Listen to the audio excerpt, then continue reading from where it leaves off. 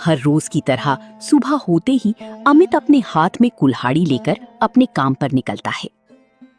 और कल की तरह आज भी उसे घर के बाहर ही गांव के एक सोमनाथ चाचा मिल जाते हैं। अरे बेटा अमित, क्या तुम लकड़ियां काटने जंगल जा रही हो?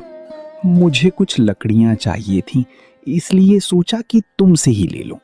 भला तुम्हारे होते हुए मैं किसी और से क्यों लूं? इसी वजह से मैं सुबह सुबह तुम्हारे घर आ गया और तुम तो बाहर ही मिल गए। तुम ऐसा करना, आज शाम तक अच्छी खासी लकड़ियां मेरे घर पहुंचा देना।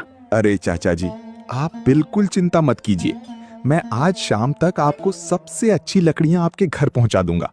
और चाचा, आपका बहुत धन्यवाद कि आप सुबह सुबह आकर मेरा मन खुश कर गए।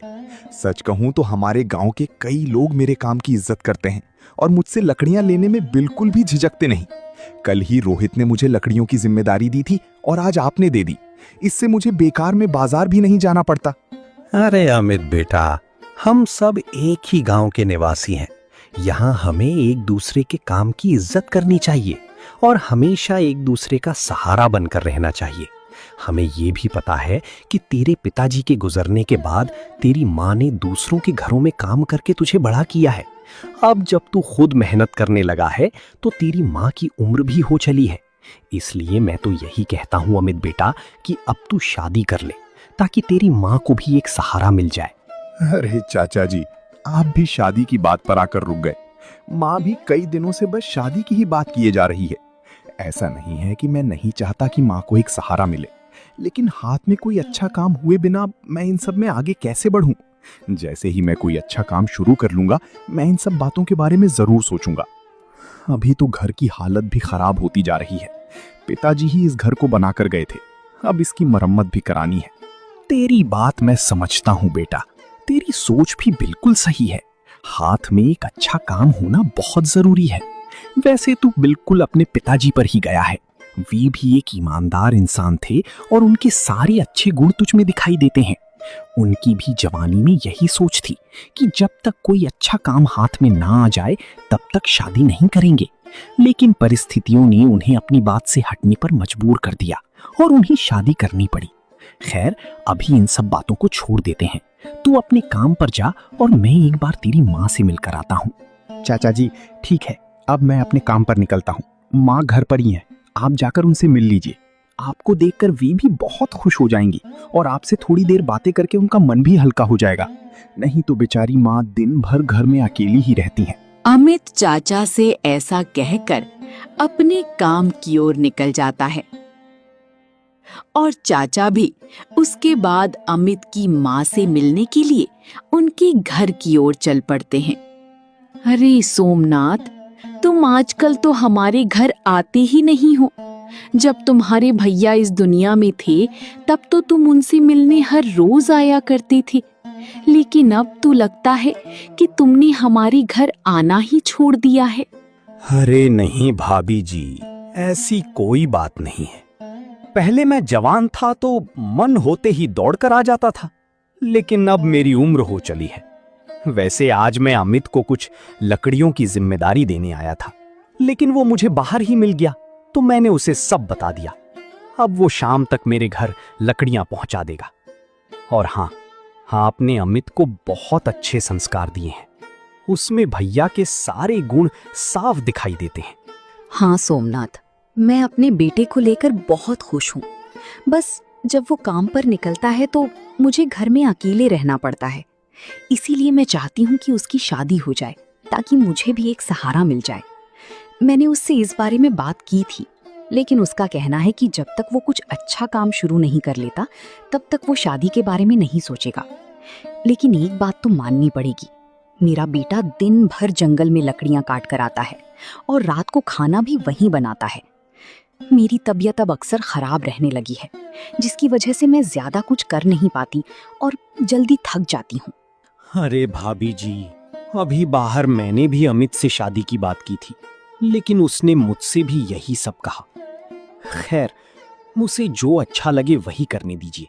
उसने भी अपने मन में कुछ सोच समझकर ही रखा होगा।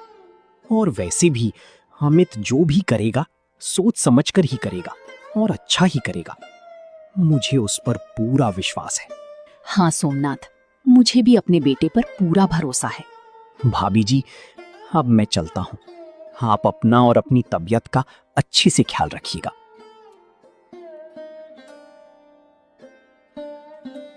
सोमनाथ चाचा द्वारा दी गई जिम्मेदारी के लिए तो लकड़ियां तैयार हो ही गई हैं। कल और आज सुबह सुबह अच्छे ग्राहक भी मिल रहे हैं और अच्छी लकड़ियां भी मिल जा रही हैं। ऐसे में मन बहुत खुश रहने लगता है।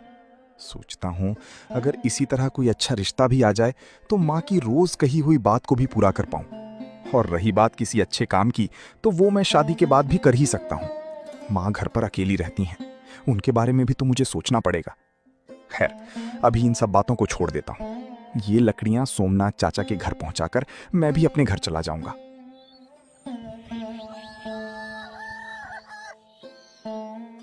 माँ, आज सुबह जैसे ही मैं घर से निकला, मुझे सोमनाथ चाचा मिले थे।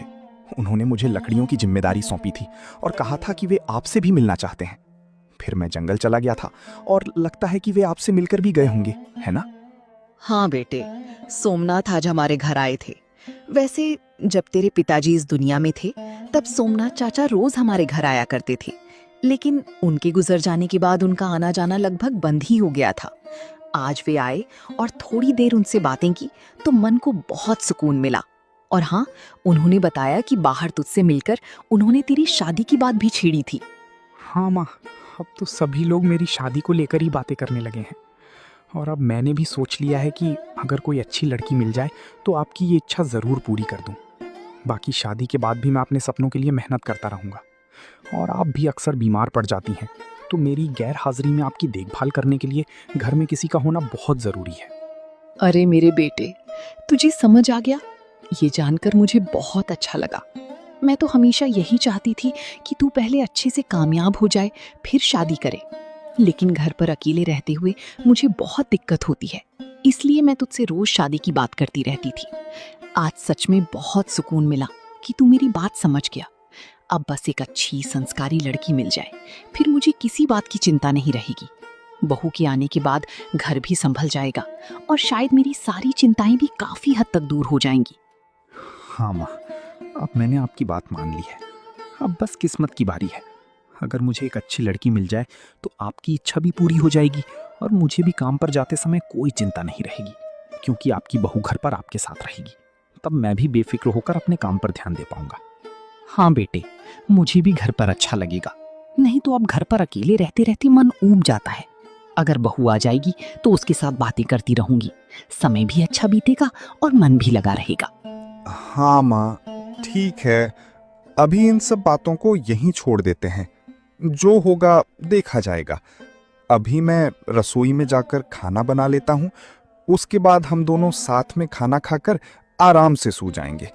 सुबह फिर हर रोज की तरह मुझे जंगल जाना पड़ेगा।